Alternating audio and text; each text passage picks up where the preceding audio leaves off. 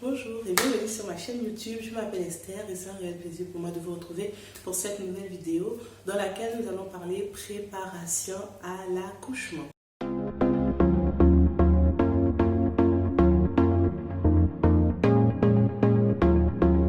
Dans cette vidéo, nous allons simplement parler plus précisément de préparation émotionnelle et spirituelle. Je ne vais pas parler de physiquement, parce que je ne m'y connais pas particulièrement.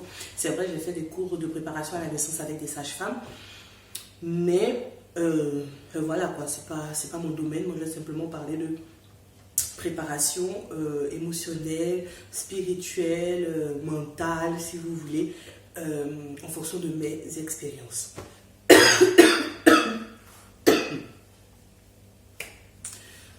Il faut savoir que en fait, l'accouchement vient avec quand même beaucoup d'interrogations. En fait, la grossesse en tout cas vient avec beaucoup d'interrogations de la part des mamans. Moi en tout cas, j'en ai eu, ok, beaucoup d'interrogations, beaucoup de questionnements, surtout le fait que ce soit inconnu, surtout quand on est pris par. Le fait que ce soit inconnu, ça peut susciter beaucoup de peur, de crainte, etc. Et moi, j'en ai été victime, d'accord? J'en ai été victime. Et simplement, je veux aujourd'hui, dans cette vidéo, simplement donner des petits conseils, en fait, qui peuvent aider une maman, tout simplement, à appréhender, en fait, l'accouchement de façon plus détendue, plus saine, plus détendue, plus facilement en fait de toute façon, ok. Quand je parle de préparation spirituelle, c'est simplement parce que de toute façon l'accouchement c'est aussi quelque chose de spirituel. Ne croyez pas que vous venez là simplement pousser et c'est tout en fait, ok. Il faut que à l'intérieur de vous en fait vous soyez prête au fait que vous allez donner une vie. Et le fait que l'accouchement soit spirituel, c'est ma soeur qui me l'a dit un jour en fait. Elle dit, il y a tellement de morts, même en 2020, en France, de femmes qui meurent en couche, en fait, que tu as besoin de te préparer, ok. Et cela passe premièrement par la prière, ok. Il est important de remettre ces moments-là entre les mains du Seigneur, en fait, ok. Il est important de prier et de confier à l'avance en fait ces moments-là au Seigneur. Prier pour le staff médical, prier pour la sage-femme, prier pour l'hôpital même, prier pour la situation dans le pays, prier même pour le Uber que vous allez prendre qui va vous accompagner à l'hôpital. Il est important de confier ces moments-là au Seigneur. Je disais à mon mari en rigolant que il faut que tu imposes la main à la sage-femme et au médecin. Il a éclaté de rire, mais j'étais sérieuse pourtant, d'accord. Je me suis dit, ah non, mais il faut que le Saint-Esprit prenne contrôle d'eux et que mon accouchement se passe correctement.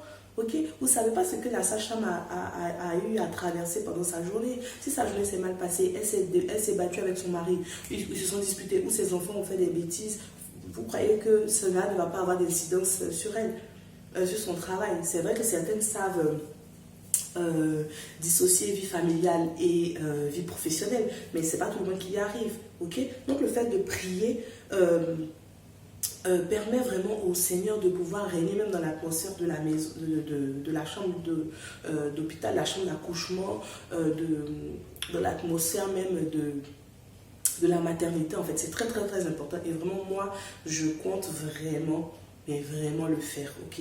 Je compte vraiment le faire. Dans la vidéo de ma valise où je vous parle de ma valise de maternité, vous avez vu que j'ai pris mon huile d'onction. Cette huile-là, elle va me suivre parce que je vais aller oindre les murs, le lit, tout ça, parce que c'est spirituel.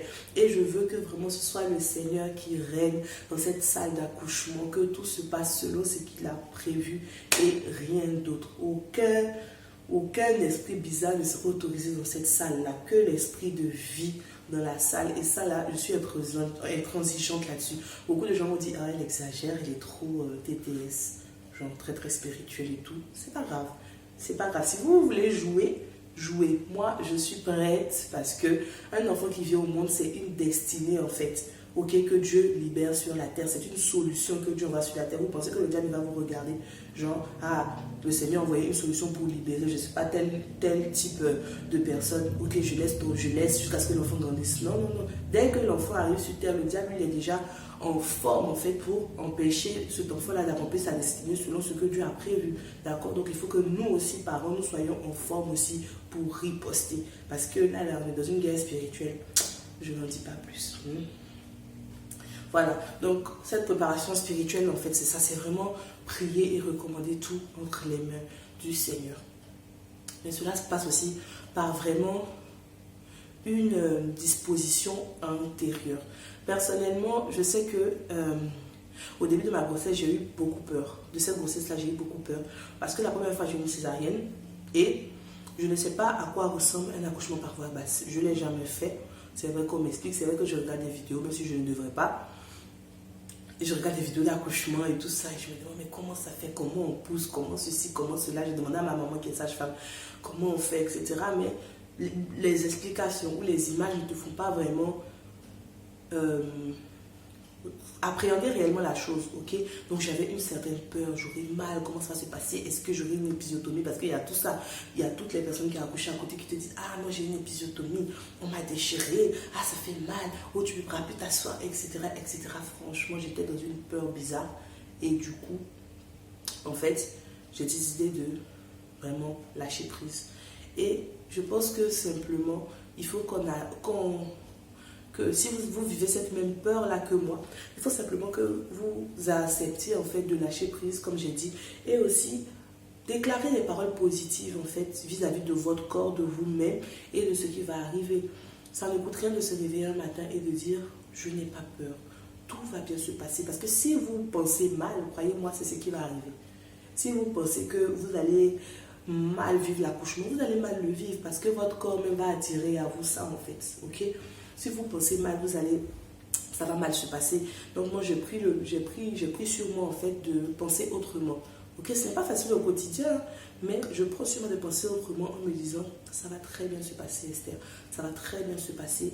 Et dernièrement, j'ai vu sur Instagram des femmes qui disaient qu'il fallait répéter par exemple que mon corps a été fait pour ça. Et c'est vrai, je suis une femme, Dieu m'a créée avec une matrice.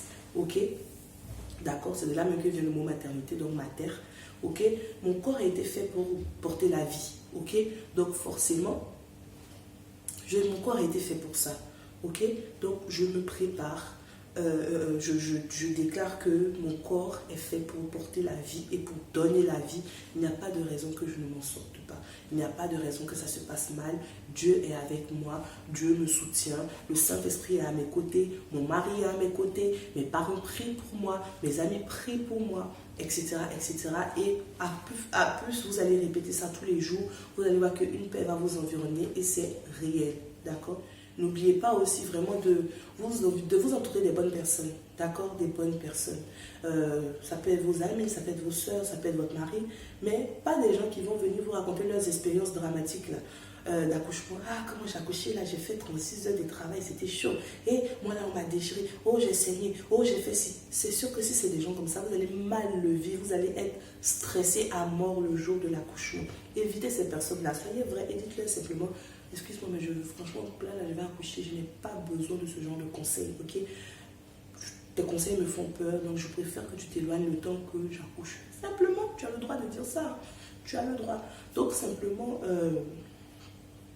entourez-vous des bonnes personnes, ok? Entourez-vous des bonnes personnes et discutez avec votre mari, le père de votre bébé, comment vous voyez, vous prévisualisez, si je peux m'exprimer ainsi, l'accouchement, qu'est-ce que lui aussi il en pense, etc. Vraiment discuter pour dédramatiser en fait, d'accord?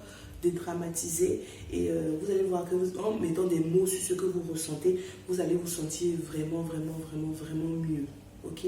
Si vous êtes chrétienne comme moi, n'hésitez pas à écrire en fait sur des petits bouts de papier en fait certains versets en fait qui vous plaisent, qui vous parlent et qui vous rassurent. Ok, moi je sais que je ne l'avais pas écrit sur papier, mais pendant ma césarienne, je n'ai pas arrêté de réciter tous les versets que je connaissais où Dieu me disait de ne pas avoir peur. Ok, donc j'ai récité le psaume 23. Donc j'étais couchée là comme ça pendant qu'on me découpait là.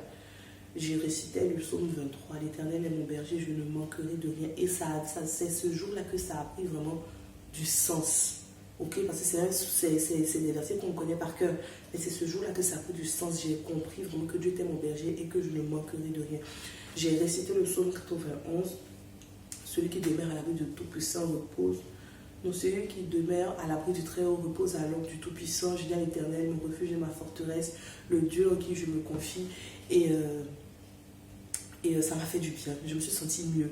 D'accord? Je me suis sentie mieux. Et ce sont des versets qui peuvent vraiment vous faire du bien. Donc en plus des affirmations positives, écrivez des versets, des choses que vous aurez pendant le travail. Vous pourrez lire ça. Même si ce sont des chansons, voilà, vous pouvez créer une playlist avec des chansons douces ou des chansons, voilà, qui vous rassurent, qui vous plaisent au quotidien. Ce sont des choses qui vont vous aider vraiment à préparer dans la sérénité et dans le calme en fait votre accouchement, parce que vous n'avez pas besoin d'être,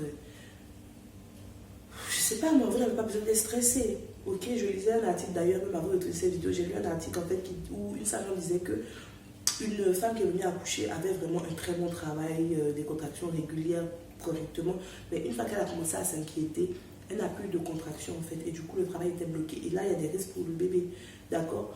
Donc du coup, votre état émotionnel même peut avoir des répercussions en fait sur le travail. Donc véritablement, il faut vraiment se libérer.